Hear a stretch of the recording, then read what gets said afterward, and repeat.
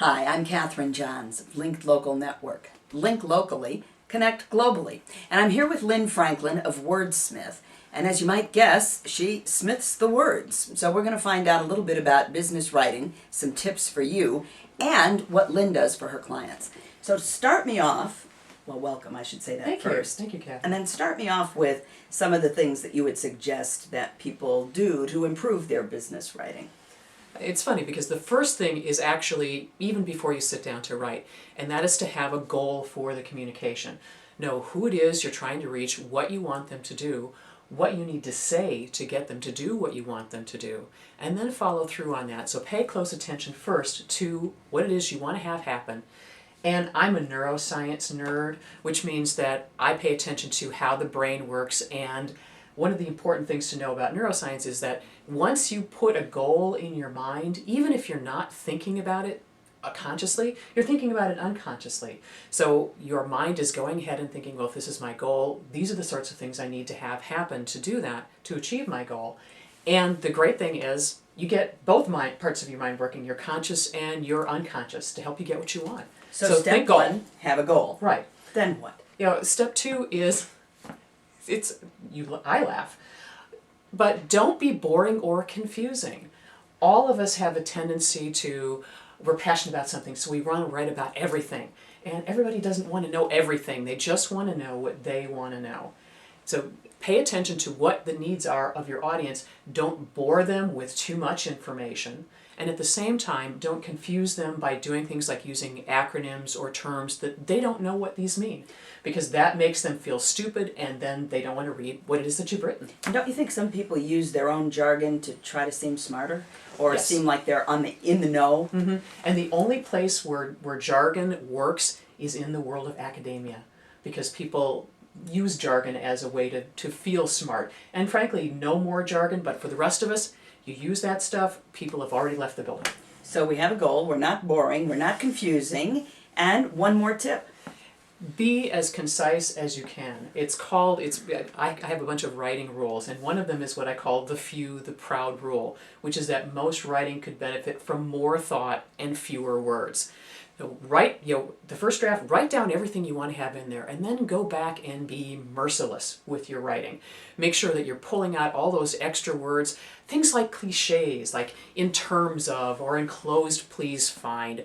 All of these things, we read this stuff and our brain takes a vacation. And we figure if the person is using cliches, then the information here isn't all that important. You remove that kind of stuff, it already tightens up your writing. Now you just said something important about put it all on the page and then go back and edit mercilessly.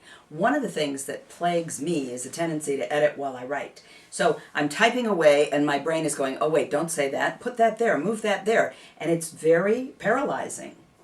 There's a wonderful technique you can use, and it's called free writing. And what you do basically is you know what it is that you want to say, and you sit down for 5 minutes, and 5 minutes only, and just write everything that comes out of your brain. Screw punctuation. That's a little frightening. But at the same time, the good thing about that is that it's using, once again, both parts of your brains. The left brain is doing the writing. The right brain, because you're not thinking about punctuation and all that kind of stuff, the information just flows right out of you. So if you're also suffering from writer's block, that's an excellent tip. Now, for some people, they're just not going to be good at it no matter what, and they don't want to spend the effort or the time to get good at it, so they might need a wordsmith. Funny, we've got one right here. So how would somebody get a hold of you and tell me what the services are that you offer?